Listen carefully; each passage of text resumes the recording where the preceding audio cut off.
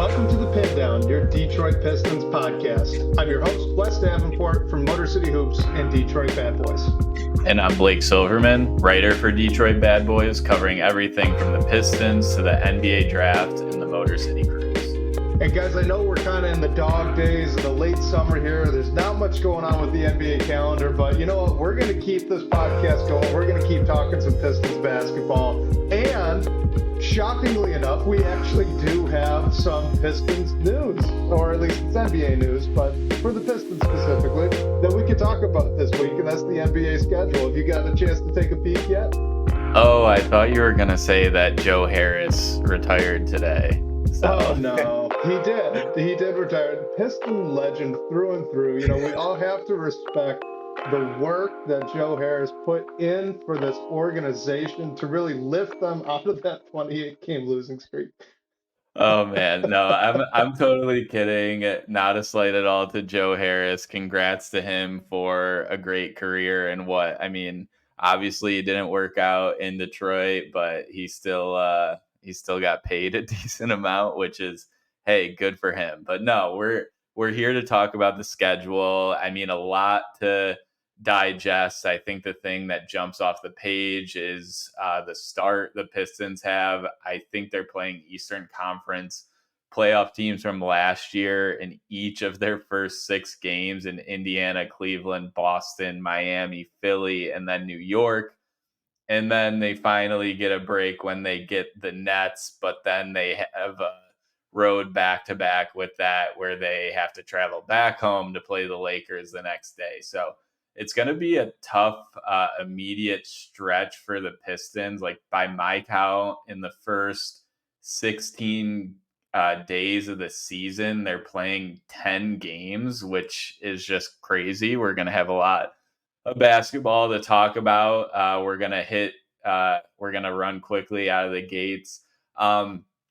But yeah, some interesting things like the road stands. They go out west over Christmas, obviously not playing on Christmas Day, but in the middle of a West Coast swing there. But yeah, when I saw the schedule, the thing that really jumped out to me was the start that we're going to have. And hopefully, I don't think it'll go super well for the team, but at least hopefully we don't freak out if things don't go to plan over those first couple weeks against the best of the Eastern Conference.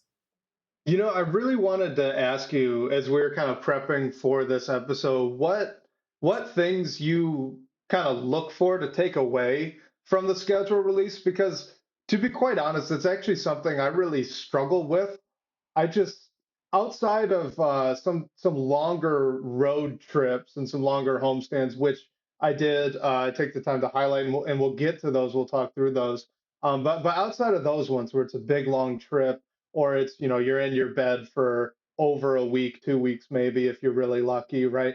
Those things stand out to me. But in terms of, you know, yeah, they're playing playoff teams to start the season, but how quickly do we forget how weird things get at the start of the season, right? I mean, you could flash all the way back to Michael Carter Williams almost knocking out the big 3 in game 1. Stuff gets weird in the month of October and November. I'm not worried about it.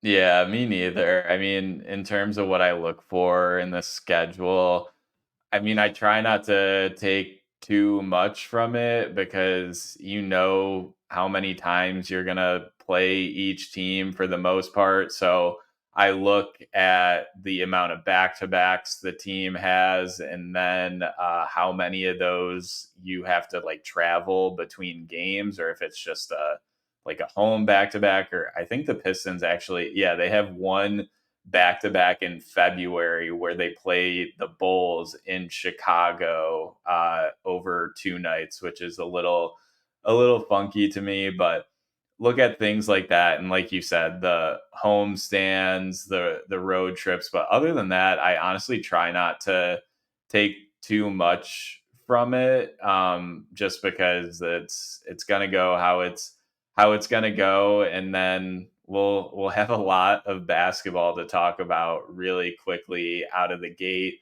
I also think the home opener is always like an interesting one. The Pistons have Indiana as their first game of the season at home.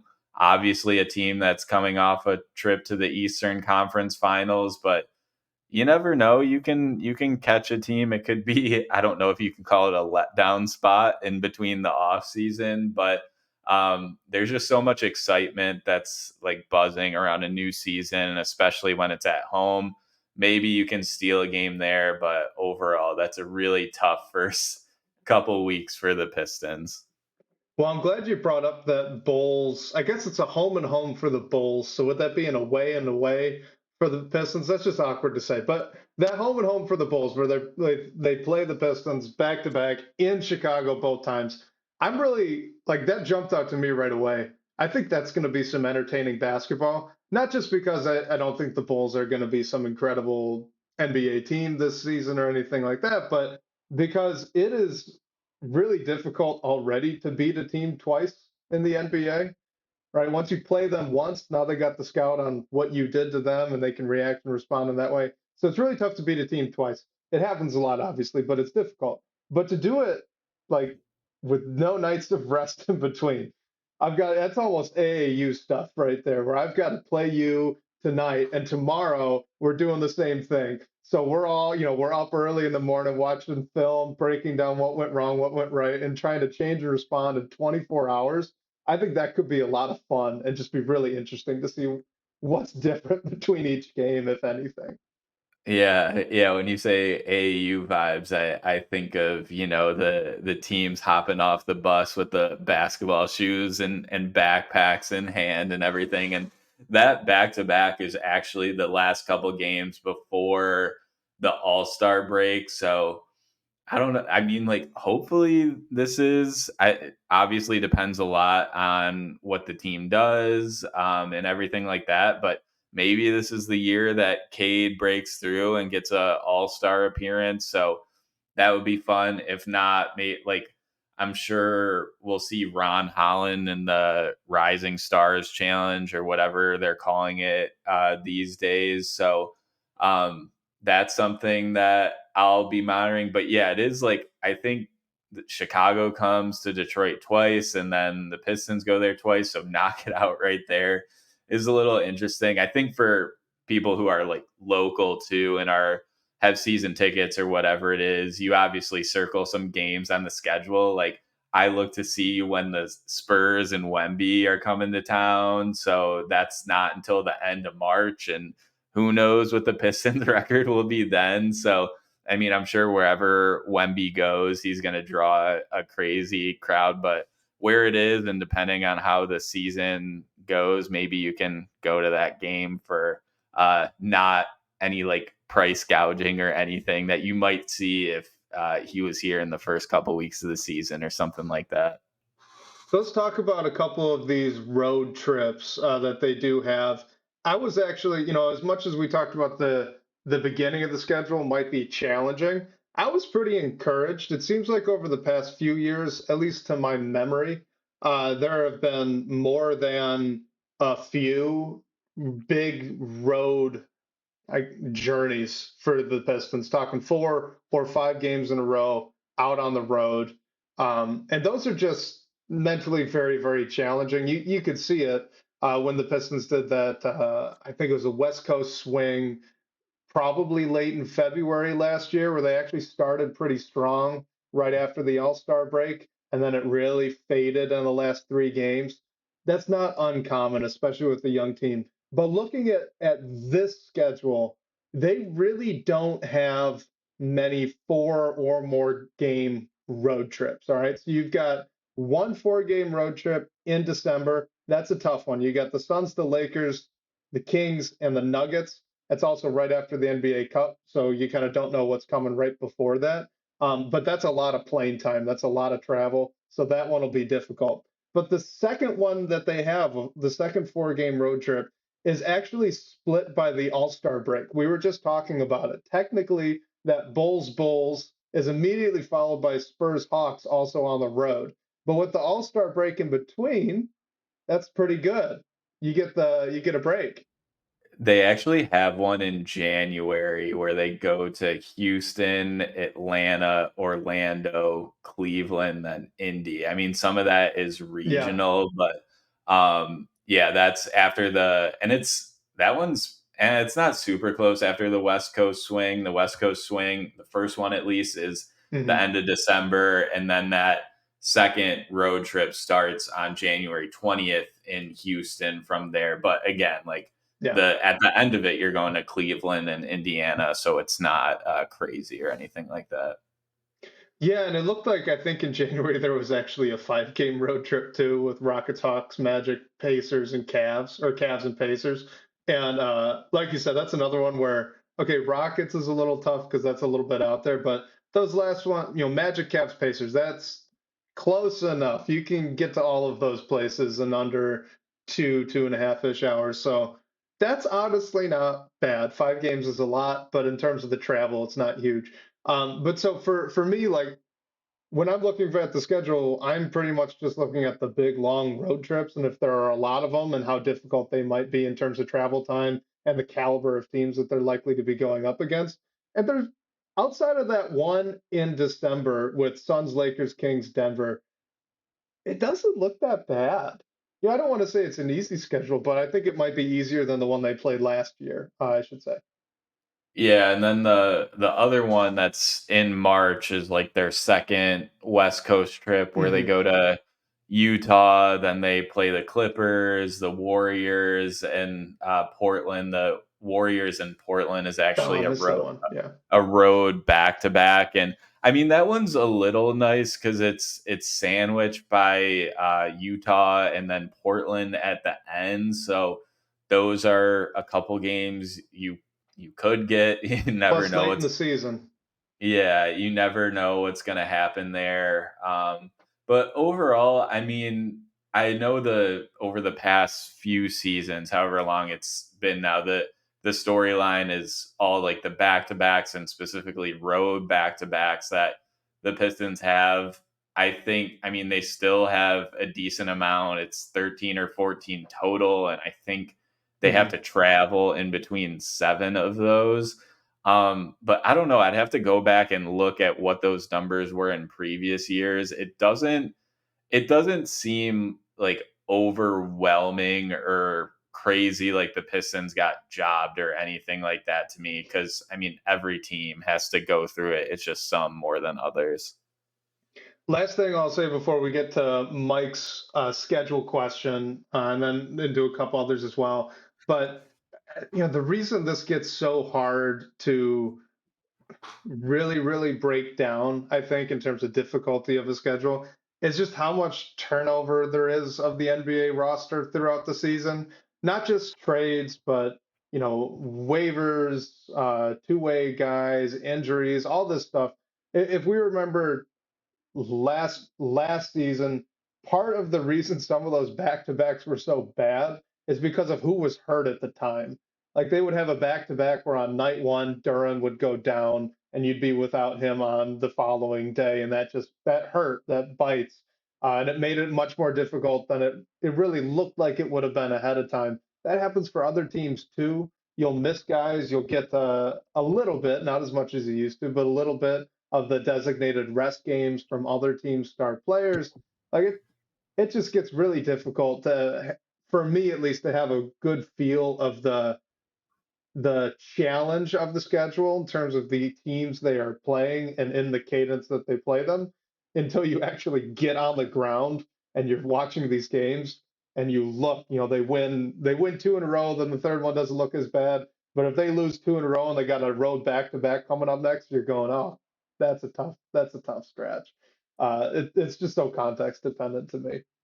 Right, and I think last season after that 2-1 start, I wanna Yeah, say that right after that is when Jalen Duren went down with that I ankle think so. injury. Yeah, so he was out for a couple weeks, whatever it was, and came back. So, yeah, I mean, when it's honestly nice, like, I'm looking at the laid out calendar schedule right now, it's honestly nice to bookmark that. And when Mhm. injuries do happen, you can go back and look at this and say, whoever it is going to be out for a couple weeks, okay, they'll probably be able to at least be reevaluated at this point, or you have the all-star break coming up, or here is when the trade deadline is. So it's nice to look back on that. And I also, I'm just looking this note on the schedule when the Pistons go to play San Antonio after the All Star break. That game is going to be played in Austin, Texas, and not San Antonio. So that's a That's little interesting. interesting. Yeah, I think the Spurs did that maybe a couple times last season. I don't know for sure, but yeah, that's unique. So yeah, I mean, overall, I wouldn't read too much into the schedule. Like, yes, they have a tough start, but you just have to go back and reevaluate at certain points based on like injuries, team performance, any transactions that happen, and whatever comes up from there. It's just really like all we have to talk about right now. So let's talk about this one here from Mike. You just brought up the 2-1 start that they had last year. Well, he's wondering about the opposite. So what's your outlook on the player's psyche if the record starts out bad with a tougher schedule at the start? He says fans might freak out, but what about the player's perspective? So this is kind of the opposite of what happened last year, where they go 2-1, everyone gets excited, and then 28 games later, we're all very upset. Yeah, I mean, I feel like we all hear the players speak, like PR speak in the post game interviews and everything like that when they talk about taking things one game at a time, only focusing on their next opponent. Like obviously they know they have to plan their schedules, but you really do just need to try to control what you can control, focus on what's in the moment. Like say they start out 0-3 their first week, like, yeah, you have to go to Miami, but your mindset shouldn't change at all. You should be going down there to try and get a win, try to get the monkey off your back. So, uh, as much as like I'm sure they look ahead, and I'm sure every player is different in terms of like how they think about these things, but at least I think the collective message has to be internally like, okay, this is like what's next on our schedule. We need to go out and get a win because you have 82 games on the schedule. Like, yes, you're going to be playing a lot of teams that are better than you when you're the Pistons a great majority of the time, but weird things happen and you can go out and get a win on any night. So hopefully, the guys in the locker room like don't let these things like affect them too much if losses start to stack up. Hopefully they don't stack up like they did in the big losing streak last year, but hopefully they can just stay present in the moment and everything. The last thing you said there with the losses or the wins stacking up, that really does align at least with my memory, at least of my playing experience, where it wasn't necessarily, especially early in the season, it's not necessarily the record. I never looked too much at the record at the start of seasons. That happened more once you got probably past the first quarter into the middle of the season, where you're a little more concerned about positioning. Early on in the season, especially though, it's the stacks.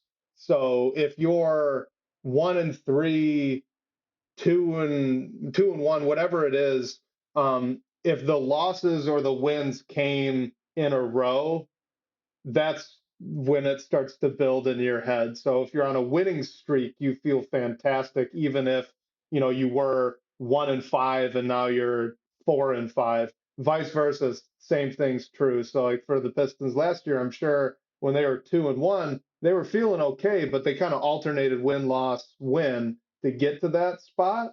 And then when you started with the two in a row loss, three in a row loss, five, six, that builds up really quickly, and that can really weigh on you. But a win kind of clears the deck. As long as, at least in my experience, as long as I wasn't looking at standings and positioning and things like that. So for Mike, for specifically the early season question, I would say if they can avoid losses being stacked up, I think all the players' psyche is going to be just fine, even if they are below 500. Yeah, and like what Gil Medina brings up in the chat, having a bad start can make a borderline playoff team a seller instead of a buyer.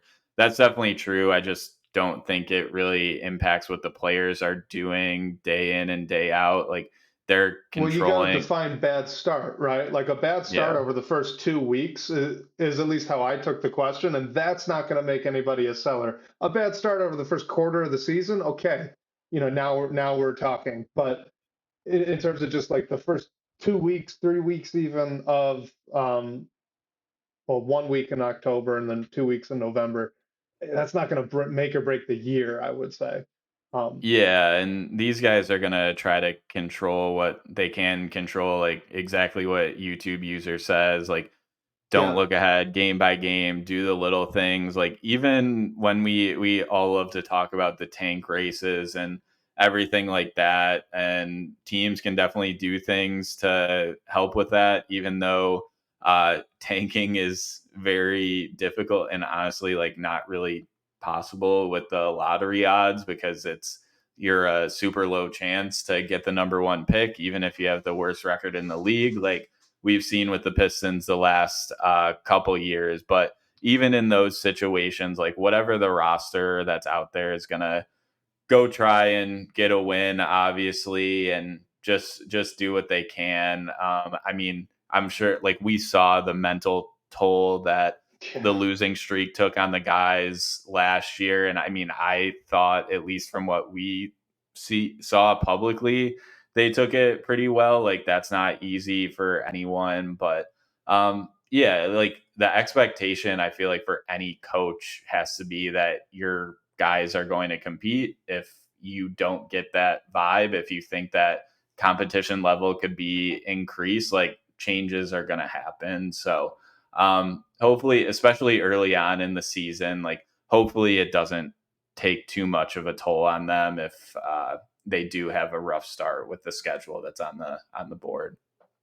The one thing we do have to give Monty Williams credit for last year is that no one threw a mutiny during the 28 game losing streak. No, we got no negative reports coming out of the locker room. It seems everyone stayed professional, and that's in large part because of the coach. So that's good. Obviously, greener pastures now with JB Bickerstaff.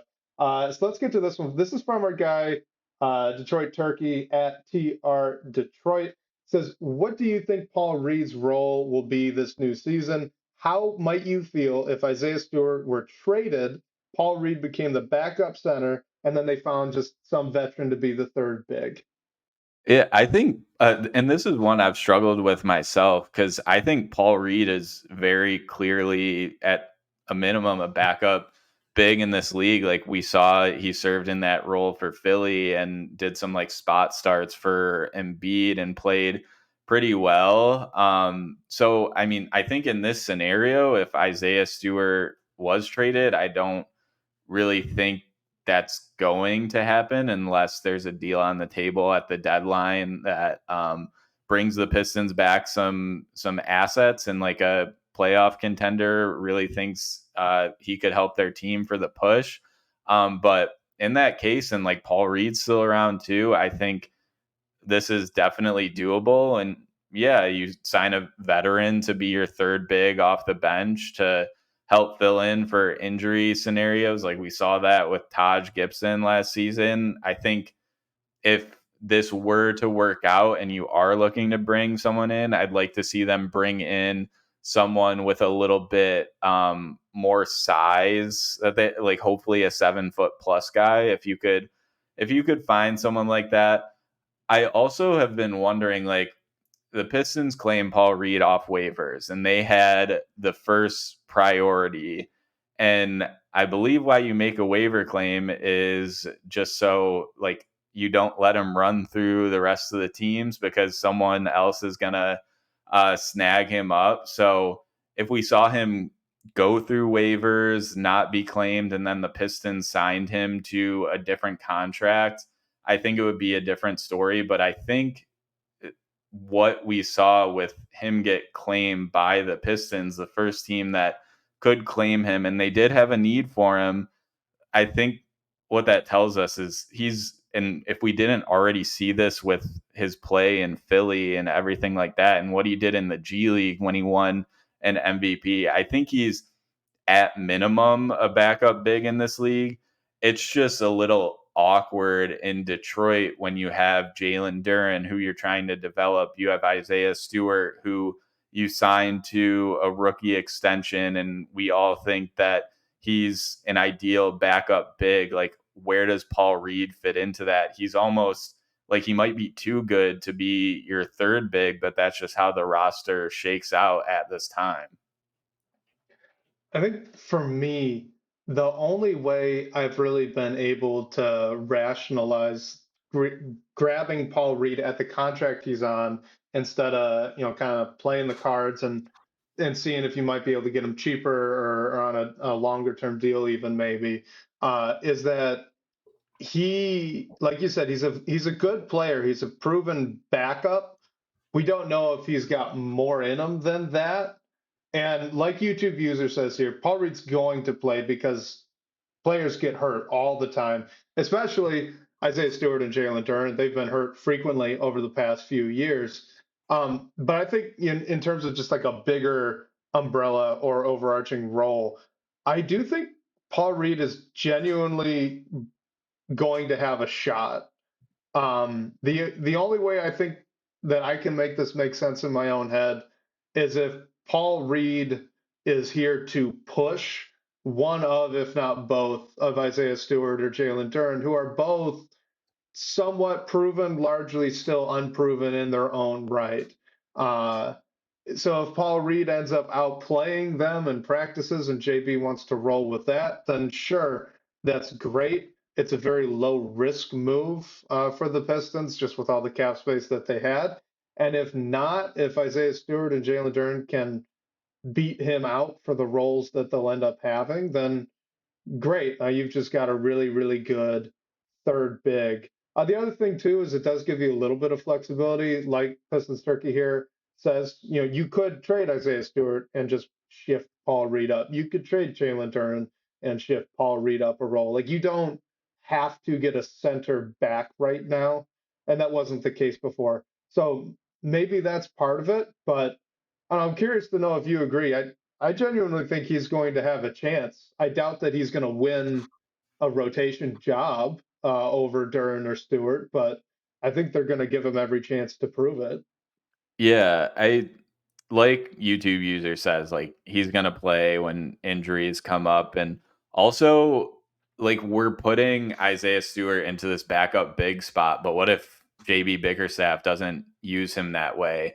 The thing I struggle with thinking about how Paul Reed fits into the rotation is I list out like a 10-man rotation, and Paul Reed is just on the outside looking in, and that's because I'm putting Ron Holland in there. But so if we're thinking of the roster as it stands now, there's a world where there's no injuries. I'm like, what does his minute load look like, or is he completely out of the rotation? But I think definitely there has to be some way for him to play, just because he's too he's too good just to put on the end of the bench. Like there has to be some sort of use for him, and if it's only in like injury scenarios, that's fine. I think he's a great option when you need to go to him and rely on him. Definitely. Let's do this one from L. Blues in our live audience. Says Jaden Ivey looks like he's added some strength this offseason. Do we think that will end up helping him finish through contact this year? I think so. I mean, it has to help. It's just like, how do you use the strength? How much is it? Like, honestly, I haven't really seen many recent pictures of Jaden Ivey, so I don't know how much strength that we're talking here. But overall, like, it only helps, and I think that's a should be a focus for Jaden Ivey developmentally. So if he did add some muscle, like I those pictures of Asar Thompson we've seen, where he just genuinely looks huge. If Jaden Ivey is taking a similar path, and like he knows, I'm sure the team knows, Jaden Ivey knows that's something to focus on. Like they probably told him to add some strength, and that'll help with your element of the game. I mean, depends how he uses it, his decision making, and everything like that. But of course, like adding strength can only help finishing near the cup. Yeah, the only downside is that it adds weight. So if it really hurts him in terms of his quickness and ability to jump, that would be a negative. I doubt that that's the case. NBA trainers are really, really good at this. So I wouldn't be too worried about that. Uh, in terms of can it help? I mean, it can't hurt, right? If he's stronger and is more able to hold his line when he gets downhill and have guys ping pong off him, it just helps him create space. If he can remain or maintain, I should say, his contact balance, even with the added weight distribution up top. That helps him even more. And then the big one's just core strength. That's a really big thing that NBA players work on a ton. So if Jaden Ivey improved that as well, that's going to help him in the air be able to contort, take hits, not really move too far, and be too discombobulated through contact to finish around the hoop. So yeah, I mean, I think it could absolutely be a positive for him. He has to do it. He has to do it.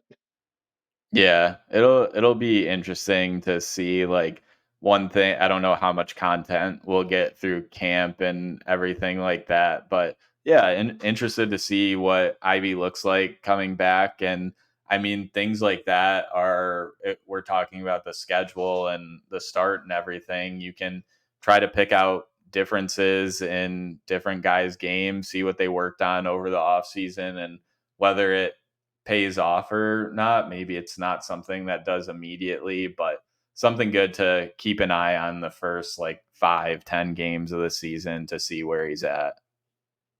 All right, let's go to this voicemail here from our guy Josh. It's his second call, so we appreciate you, man. He's asking about leading scorers.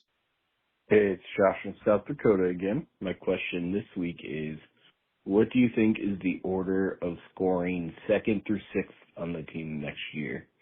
Cade is obviously first. Then I think it goes Tobias, Ivy, Duran, Beasley, Tech. Side note, I haven't really heard any of the Pistons podcasts mention this. With Tech and Tobias signing 2-year deals, I don't think the Pistons make a big move or any major move until the summer of 2026, when Duran and Ivy will be restricted free agents. I'm guessing it's going to be more 1-year deals next year, and then they will be able to make a big move with probably $100 million in cap space, with Cade for sure in the picture, and then maybe they just cut their losses on all the young guys and just move in a different direction. But until summer 2026, I don't think we're going anywhere. Thanks, guys. Bye. All right, Blake. So two questions there, right? What do you think 2 through 6, the top scorers on this team? And then as well, what do you think about the plan to kind of still punt next offseason and make a bigger move once Ivy and Dern are theoretically restricted free agents? Yeah, and thanks again for the call, Josh. Appreciate you. I more or less agree with his order, just shuffling around a bit. 2 through 6, when I netted it out, I have Ivy second, then followed by Tobias, Malik Beasley, Jalen Duran, and Fontecchio. The reason I gave Ivy the nod over Tobias is I'm just hoping that we see him staggered with the second unit and maybe like get more minutes on average than Tobias does. And hopefully he can just add some scoring when he is running the second unit. And then I was interested with Malik Beasley in this scenario. Like, I can you tell me if I'm crazy for thinking he can average like 14, 15 a game, even if he's not starting? It is tough. So the Pistons Pulse, we just did this looking through at all the players trying to project out what they might score. Uh, and there's just not a ton there for Beasley if he's not starting and not getting starters minutes. Like, if you figure Cade's going to get his, Ivy's going to score, Tobias is going to score, Duran's in double digits, Fontecchio's in double digits, it just ramps up really fast. It gets difficult to spot him. So 14 feels high for me. I think he's talented enough to do it. I just don't. I don't know if it's going to happen. I'm not betting on it. That's fair. I'm just coupling, I guess, his efficiency as a shooter and maybe like Mhm. bumping his numbers up a bit. And yeah, like Jalen Duren can very well score more than Malik Beasley. I just think like I don't know if Beasley gets like two, three threes to go in a game, like I think he has a ton of scoring upside. And also like we don't know what the starting unit is gonna look like. We think Jaden Ivey is gonna start, but what if he doesn't? What if Malik Beasley ends up starting or something like that? So yeah, it was a tough one. And like with Duran and Fontecchio, I more or less gave Duran the nod there just because I think he's going to be in the starting lineup, and we don't know the minutes that Fontecchio is going to get. I mean, maybe he starts two, and that makes me totally shuffle around my list, even with Beasley. So I'm pretty like I feel like Jaden Ivey and Tobias Harris are clearly, as we think of it now, the two and three. But then after that, you can kind of shuffle it around, and Jalen Duren might even be the most likely option beyond that, just because we know he's going to have a big role on this team. So let me ask you: if Fontecchio is a starter, I think he's going to be. We don't know that. So let's just say, for the hypothetical, he is. Where would you be slotting him in that list if under that condition? I might just like flip flop him and Beasley. So have Ivy, Harris, Fontecchio, Duran, and then Beasley, just because it's like a minutes thing. And could Jalen Duran score more than Fontecchio? Yeah, I just think with his shooting ability, but I don't know. There's like in that situation, maybe even the six man off the bench, like if that's Malik Beasley or whoever it is, like has more scoring opportunities in that case. But initially, my gut says I would just flip flop those two. That would have been how I set up the whole list. I mean, like I said, I do think that Fontecchio is starting, but Cade's your number one option. I don't think anyone's going to quibble that. Ivy and Tobias Harris are probably battling it out for number They're two. close. Like that's a close Yeah, they're one. very close. I don't know which way that's going to go. I think it could go either way. It is super close. And then after that, it's Fontecchio as your fourth option, Duran as your fifth, and the fourth option being Fontecchio is just because he's your primary kickout guy, and he's a grab and go type of, or not a grab and go, but a catch and go type of guy. He's a pure off ball wing, and he's going to play a lot of minutes with Cade, I expect anyway. So he's going to get a lot of looks. I just I think this is interesting in terms of how the roster's been constructed, but I'm not sure how many lineups there are where Jalen Duren is not the fourth or fifth option right now. Do you agree with that? Scoring wise, yeah. Yeah, scoring wise, I should say. Yeah. Yeah, like I think he's almost purely a pick and roll and offensive rebound guy. Hopefully the pick and roll gets him in some short roll situations so he could use that passing skill that he's been developing. But beyond that, I'm just not sure. I see a really focused role for him being very clear, and I'm questioning where the additional capacity comes from. Yeah, and I mean, could there be nights where he pops for 20 and 10, like a 2020 game? Oh, for Sure. sure. Yeah, I'm with you. I don't think just like consistently scoring in that range, I'm not really there yet. And I don't think that's necessarily a bad thing either. Cause like you said, if you're playing next to Cade, if you're playing next to Ivy, Tobias Harris, and insert shooter X here, like, yeah, there's other like more I guess inherent scoring options around you. So Yeah. yeah, just like playing that role, and I don't think it's a bad thing for him at all as long as he can fits and like do what he does well. Yeah, absolutely. I mean, I think he's the exact type of player where if you can focus his role a little bit more, you might actually get more out of him. Just because like you look at the playmaking stuff specifically, by really pushing him into that specific role where he's pick and roll, short roll, offensive rebound monster, you've taken away about 75% of the playmaking opportunities that he had last season, where he'd get the ball at the top of the key and be able to direct, get to do a lot of DHOs, as a couple of our comments are mentioning here.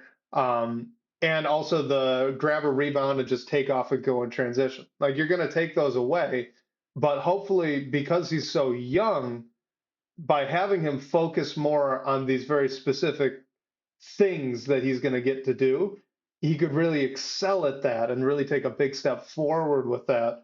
So I'm actually kind of excited if this is how it all plays out. I think he'll be really, really well set to take a big step forward as a player. Yeah, 100%. And in terms of the second portion of Josh's question, on like when the position Pistons are positioned to make a big move and thinking it might not be until summer 2026, like I'm more or less with that. I think from everything we know, what we've heard Trajan Langdon say in terms of having his mind set on accumulating assets, like it seems like that's still the immediate plan. The trade deadline, what happens or doesn't happen, will tell us a lot. But I think he is focused on bringing in additional assets to position the team to push their chips in to make that big move whenever it is on the table. And the thing is, you never know when a player you're interested in is going to ask out somewhere, or a team is shifting to a rebuild. So I feel like that piece isn't in the Pistons' control, but what they're immediately focused on is bringing in draft assets to either, I think most likely, help them in that deal eventually when it's on the table, or if there's nothing, like use them yourself or move them around to move up in the draft, whatever it might be. But I think the underlying motive behind accumulating assets mode is eventually pushing you towards that big deal to bring in like a second or third guy. Like, I don't know. The Michael Bridges trade was, I mean, the Knicks gave up a ton for that. Like, the Pistons don't have the assets to do that, but something in a similar vein, maybe on a lower scale, depending on the players that become available this year or next off season or next year. Yeah, it is totally unpredictable who's going to be available and when. I would say just in terms of the pace that this team building plan is going to have to take, in large part, it's really dependent on Cade Cunningham and then guys like Jaden Ivey, Ron Holland, and Asar Thompson. Those players on the team that have the all-star, maybe all NBA, or in Asar Thompson case, all NBA defense kind of upside, um, and how quickly they can progress. So it's not really a fair comparison, but Luka Doncic, his rookie year was so good that Dallas said, all right, screw our plans. We need to get better quickly. Cade Cunningham and the rest of these young guys, if they take a big enough step forward this year, can do the same thing, kind of force the hand. But I do agree that until someone forces their hand, they do not have to rush this. And it doesn't look like Trajan Langdon's going to rush it. I think both of those are good things, by the way. Like he's not going to pick up steam and really throw coal into fire until they show that they need more coal in the fire. You know what I mean? Yeah, and what YouTube user brings up here, like the team's still going to be looking to collect assets at this trade deadline. I totally agree with that. Do we feel like there are valuable vets on the team that that other teams will want? Yeah, Wes with the thumbs up for those listening on podcasts. I agree with that too. I think Malik Beasley specifically could be very valuable for a team looking for shooting to help with a playoff run. THJ, we saw what he did in the I was gonna say playoffs. him too. I know the Yeah, playoffs thing, but also stretch run, like to get into the playoffs and then bench him if you really are afraid of that. I could see a bunch of teams being interested. yeah, and we know from the reporting from some of the beat writers that teams have consistently been interested in Isaiah Stewart. I know he's in a different tier of those vets, but also like I don't think you're looking to you want to look to deal Simone Fontecchio, but he's on a very affordable and very short term, like 2 year contract. Like I think any team would be have I mean as long as they have the room or whatever it is to keep him on board for next season through his contract. So I think there's definitely a list of names on this team that can help teams that are looking to compete make a playoff push, and then you don't know what's going to be available. I mean, we saw what the deals were for Bojan and Burks this past trade deadline, but things can change. The market could be a little like dry, and teams are willing to give up additional assets because of that to bring a piece that's going to help them now. So you never know. I mean, it takes a ton in this league to get a first round pick back. I don't think the names that we're listing will necessarily return anything like that, but I think you can at least get something like a flyer and like a decent second round pick or two or whatever it nets out to be. You really stole my thunder there, Blake. I'm I was sorry. I was waiting. I was like, all right, he's gonna talk about Beasley, Tim Hardaway Jr., and then I'm gonna come with this under the radar name of Simone Fontecchio, and everyone, all the listeners are gonna I be, just oh, named they're shocked. everyone pretty much. Well, I think he's probably the best trade asset that they have right now. He is a proven player. He's a proven starter on a decent Utah Jazz team last year. He's 29. He shoots over 40% from three, and he's big. He can handle the ball a little bit. And steal of a contract, too. His contract is so cheap that if a contending team wants to send a flyer young player and a late future first round pick, so like a pick that's going to be in the bottom five of the first round of the draft, they are saving money and getting better production. And that will make Simone Fontecchio, I think, extremely valuable for other teams and as well for Detroit, because I suspect he's going to be starting and playing a pretty vital role next to Cade. Um, any final thoughts on that before we get to one last question?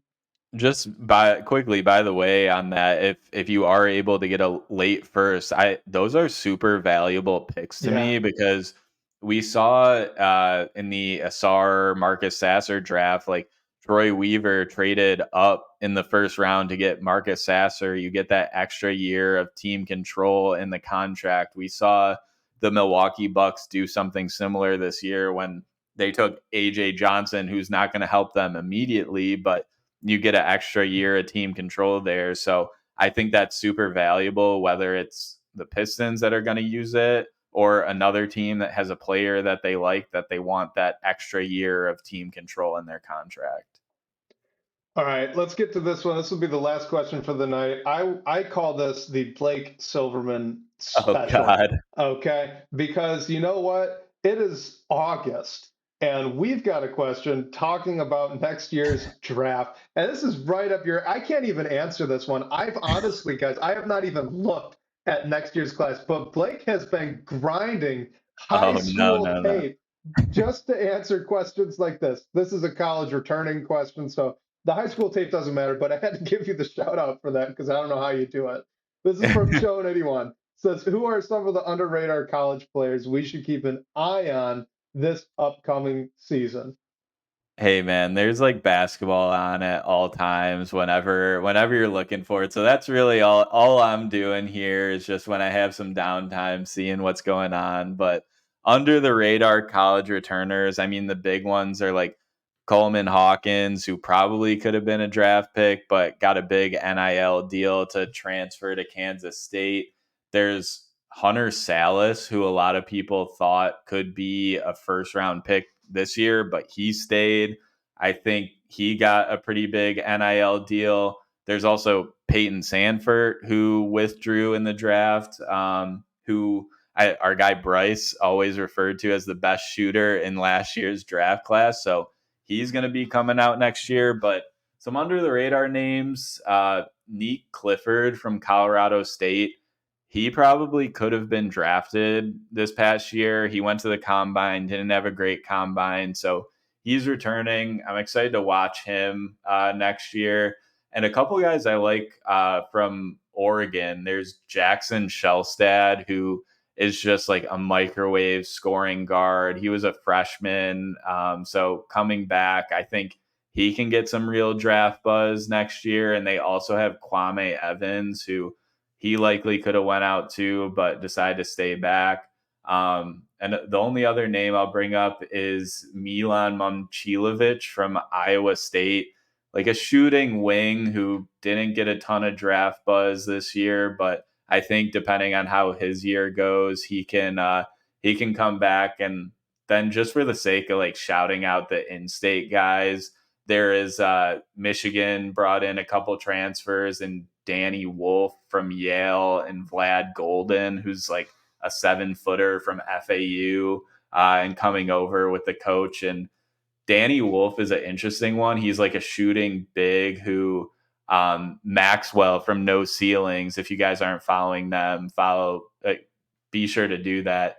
He covered Danny Wolf and did a great deep dive on him. He's an interesting player. And then State has Cohen Carr, who I think could get some draft buzz, and also Xavier Booker, who's coming back for his sophomore season. And I think he can make a jump as well. I'm not sure if it'll be like NBA draft talk, but I think Cohen Carr will get some draft buzz. I'm just not sure how much. So just threw out a bunch of names. There's a ton, like none of these guys have played a game in their college season yet, so a lot can change, but some interesting players in a draft that is certainly going to be top loaded with all like the freshmen and even some international guys coming in. All right, let me ask you this, and then we'll close it out and get out of here. Of the guys you named, who's like Blake Silverman's dude right now going into the season? Who should people be watching? Of those names, I just really enjoy, like, there's times where you're trying to catch up on a player on a team, and then there's some other dude who just like steals all your attention. I loved watching Oregon last season for Jackson Shelstad. Like, he's just so fun to watch. He can get buckets in a ton of different ways. So he would have to be my guy of that group. He's just like a super fun player, and I think he can be a real, maybe not like top end NBA prospect, but I think he has a future somewhere. So I'm excited to watch him next season specifically. But a ton of guys, the cycle's only just getting started, so a ton to play out. And talk to me in like February, and then I'll have a pretty good vibe of a lot of these guys. But all right, I think we could just close it out there. Everyone who tuned in live, we really appreciate you guys. Thanks for the questions. Thanks for the questions ahead of time too. If you submitted those, I do think we actually got to all of them this week. Blake, I had some camera troubles at the start of this, so thanks for making it through all of that. Always appreciate your time, and we can close it out. Hey man, it's August, so this is where we work out the kinks and getting some rest when we can. So it's all good. This was great, and shout out to Josh again for using our voice line, leaving a great question there. Remember, you can call in and hear your voice on the show. The number to do that is 313-355-2717. And special thanks to Sean Corp, the managing editor of Detroit Bad Boys, for always supporting the show. And And shout out to you guys for all the great questions and talking points tonight. We'll catch you next week, whether on your commute or live with us on YouTube. We can't wait to talk more Detroit basketball with you all.